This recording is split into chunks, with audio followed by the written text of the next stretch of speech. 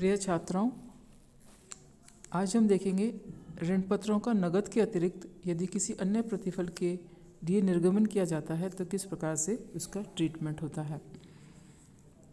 जब भी कोई कंपनी किसी चालू व्यवसाय को क्रय करती है या कोई स्थायी संपत्ति क्रय करती है तो विक्रेता को उनका भुगतान नकद राशि में न करके ऋण पत्रों के निर्गमन द्वारा भी किया जा सकता है। तो ऐसे ऋण पत्रों का निर्गमन रोकड़ के अतिरिक्त अन्य प्रतिफल के लिए निर्गमन कहा जाता है। और इस संदर्भ में जो प्रविष्टियाँ होंगी उसमें सबसे पहले तो हम देखते हैं कि संपत्ति क्रय करने पर क्या प्रविष्टि होगी। तो संपत्ति क्रय करने पर उसी प्रकार से प्रविष्टि होगी एसेट्स, जो भी एसेट्स खरीदी है उसका नाम होगा assets account debit to vendor account. Vendor जिसका नाम है उसका नाम लिख देंगे वेंडर की जगह, और यदि नाम नहीं है तो टू वेंडर अकाउंट कर देंगे। इसके बाद संपत्तियों एवं दायित्वों के क्रय करने पर पहली एंट्री तो थी केवल एसेट्स को क्रय करने पर, और दूसरी एंट्री है संपत्तियां या और दायित्वों के क्रय करने पर। तो उस स्थिति में सभी एसेट्स का नाम लिखेंगे जो क्रय की गई हैं। सन्ड्री एसेट्स अकाउंट डेबिट, इसमें हर एसेट का नाम लिखना है।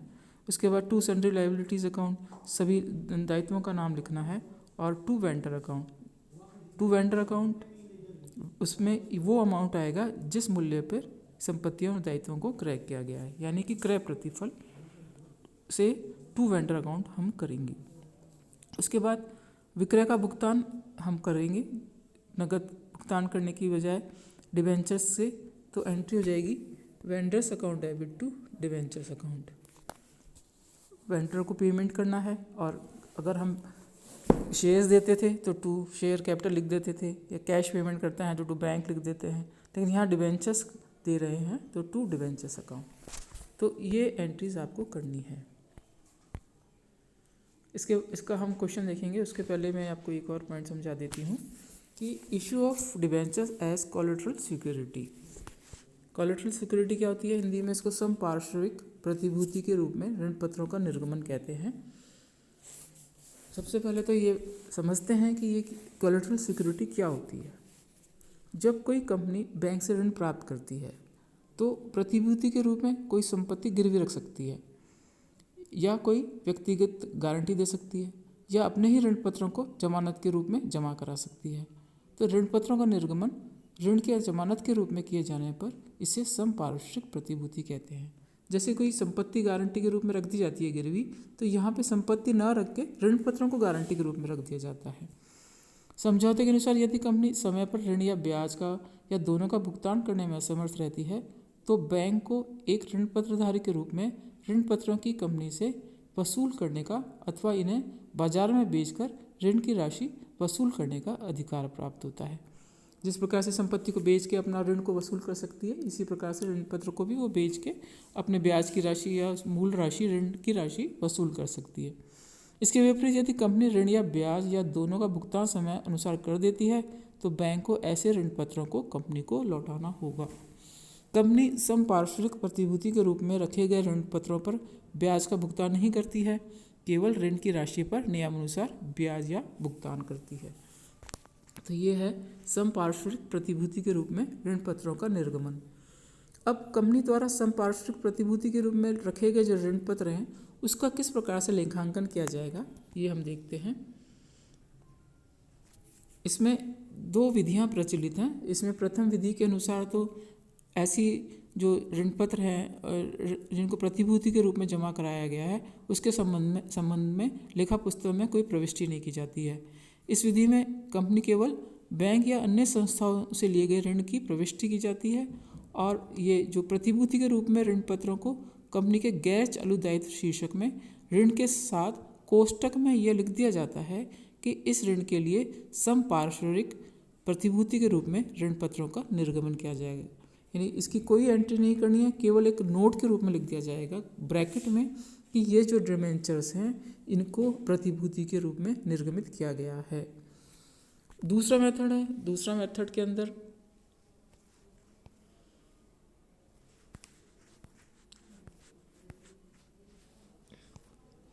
ये देखिए, दूसरे मेथड के अंदर इशू ऑफ, ये कहाँ पे बताया गया है, यहाँ पे आपको समझाया गया है। देखिए कहाँ गया ये प्रथम विधि यस ये, और ये द्वितीय विधि कहाँ बताई गई है? द्वितीय विधि यस ये रहा, मैं यही देख रही थी कहाँ बताया गया है। द्वितीय विधि बताई है। इसमें किस प्रकार से किया जाता है? इस विधि में बैंक या अन्य संस्था से लिए गए ऋण की प्रविष्टि के साथ ही ये जो प्रतिभूति है उसके निर्गमित किए गए ऋण पत्रों के संबंध में कंपनी कोई प्रविष्टि करना चाहती है तो निम्न प्रविष्टि की जाएगी। इसमें पहली होगी ऋण पत्रों की प्रतिभूति के रूप में जमा कराने पर।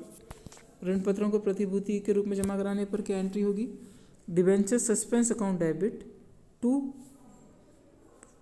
जितना भी परसेंट डिबेंचर है टू डिबेंचर अकाउंट, यानी जो प्रतिभूति के रूप में रखे गए हैं उनके अंकित मूल्य से debenture suspense account debit to debentures account entry होगी।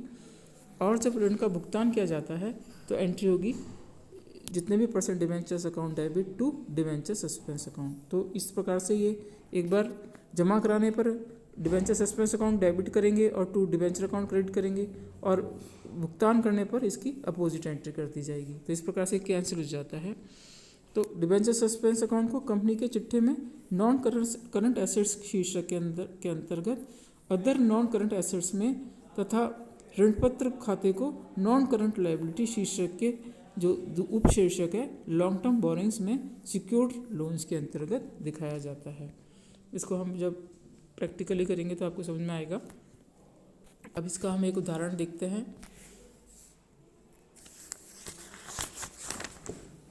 ये उदाहरण दिया हुआ है, कौन सा वाला उदाहरण दिया है ये मैंने, चोपड़ा लिमिटेड ने, इसको मैं एक बार देख लेती हूँ। आनंद लिमिटेड का है नेक्स्ट एग्जांपल। तो इसके बाद आप देखेंगे कितना अमाउंट है इसका, छोटा सा एग्जांपल बताया हुआ है।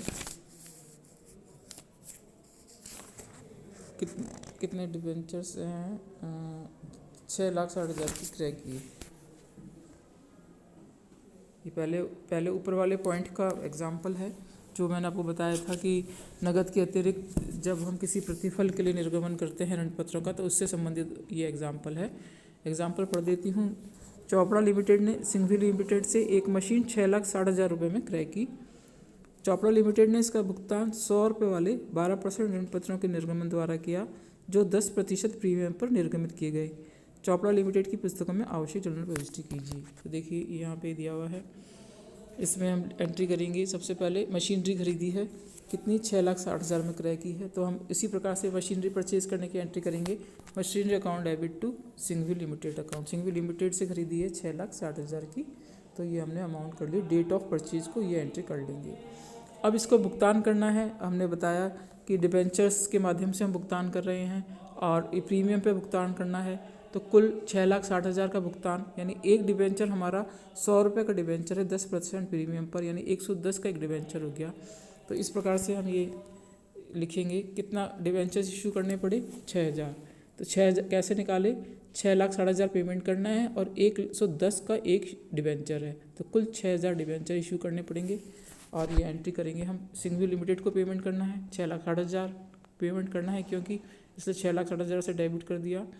12% डिबेंचर अकाउंट 6,000 डिबेंचर इशू करने पड़े, क्योंकि बाकी तो सिक्योरिटी प्रीमियम है, तो 60,000 सिक्योरिटी प्रीमियम हो गया और डिबेंचर अकाउंट में 6 लाख आई। तो इस प्रकार से हमने ये पे किया है। ये जब हम एसेट्स के बदले में पेमेंट करते हैं तो ये एंट्रीज होंगी। अब एक हम दूसरा एग्जांपल देखेंगे, जबकि कोलेटरल सिक्योरिटी के रूप में रखा जाते हैं डिबेंचर्स, तो किस प्रकार से एंट्री होती है। तो ये देखिए बैलेंस शीट दी हुई है। बैलेंस शीट में आपको देखिए नीचे यहाँ पे दिया हुआ है, ये ब्रैकेट में लोन फ्रॉम यूटीआई, और यहाँ ब्रैकेट में लिखा हुआ है collaterally secured by issue of 15% debenture. तो इस प्रकार से ब्रैकेट में लिख दिया जाता है कि इतने डिबेंचर सिक्योरिटी के रूप में रखे गए हैं। तो देखिए इसको हम करते हैं, क्या क्वेश्चन है। ये दिया हुआ है, बैलेंस शीट दी हुई है, और ये कहा गया है कि इस क्वेश्चन ये है कि गुजरात फाइनेंस लिमिटेड ने 5 जनवरी 2019 को यूटीआई से 50 लाख रुपए ऋण लिया है, जिसके बदले में 60 लाख रुपए के ऋण संपार्श्विक प्रतिभूति के रूप में रखे गए, और इसको इस प्रकार से व्यक्त किया जाएगा। ये देखिए ये किस प्रकार से शो किया जाएगा, ये बताया है कि यूटीआई से 50 लाख रुपए के ऋण लिया है और उसके बदले में 60 लाख के ये डिबेंचर सिक्योरिटी के रूप में रख दिए हैं। तो पहली स्थिति तो मैंने ये बताई थी कि जब आपको कोई एंट्री नहीं करनी है, इसको ब्रैकेट में दिखा दिया जाएगा। ये देखिए लॉन्ग टर्म बोरिंग्स में loan from UTI, loan UTI से लिया है और इसके यहाँ पे आपने ब्रैकेट में लिख दिया 60 लाख रुपए के सिक्योरिटी के रूप में हमने जो दिखाए हैं। बस ये हमको एडजस्टमेंट करना है। और दूसरा जो मेथड था, दूसरी विधि जिसमें हमने कहा था कि एंट्रीज करेंगे, तो सबसे पहले तो हमने एंट्री करेंगे लोन लेने की। तो 50 लाख का लोन लिया है, ये bank account debit to loan from UTI 50 lakh रुपए का। अब जब हमने इसको सिक्योरिटी के रूप में रखे हैं तब हमारी ये एंट्री होगी। मैंने बताया था 2 एंट्री बताई थी यहाँ पे ऊपर कि जब ऋण पत्रों को प्रतिभूति के रूप में जमा कराते हैं तब तो ये एंट्री होती है ऊपर वाली, और जब ऋण का भुगतान हो जाने पर इसकी अपोजिट एंट्री होगी। तो अभी तो हमने केवल ऋण ही लिया है, तो इसकी एंट्री क्या होगी, debenture suspense account debit to 15% debenture account. ये 60 लाख रुपए के डिबेंचर्स ने सिक्योरिटी के रूप में रख दिए हैं, तो केवल हम इसकी एंट्री करेंगे। जब ऋण का भुगतान हो जाएगा तो इसकी हम अपोजिट एंट्री कर देंगे। और देखिए बैलेंस शीट में हम किस प्रकार से दिखाएंगे। बैलेंस शीट में ये है, ये सिक्योर लोन्स हैं जिसमें लोन फ्रॉम यूटीआई तो ऐसे ही दिखा देंगे, 50 लाख का हमने लोन लिया है। और ये 15% डिवेंचर, ये जो हमने ऊपर एंट्री की है 15% डिवेंचर 60 लाख, ये हम यहाँ 60 लाख आ जाएंगे। और यहाँ पे देखिए नॉन करंट एसेट्स में, अभी मैंने बताया था अदर नॉन करंट एसेट्स में debenture suspense account issue of 60 lakh 15% debenture as collateral security as per contra. मतलब ये क्योंकि हमने इशू नहीं किए हैं तो इसका कोई इफेक्ट हमारी बैलेंस शीट में नहीं पड़ना चाहिए। तो एक बार जब हम एसेट साइड में दिखा देते हैं और एक बार लायबिलिटी साइड में दिखा दिया तो इसका इफेक्ट निल हो गया है। पर इसको क्योंकि दिखाना है ऊपरी स्थिति में तो केवल हमने नोट के रूप में दिखाया है और नीचे स्थिति में हमने इसको बैलेंस शीट में लिया है।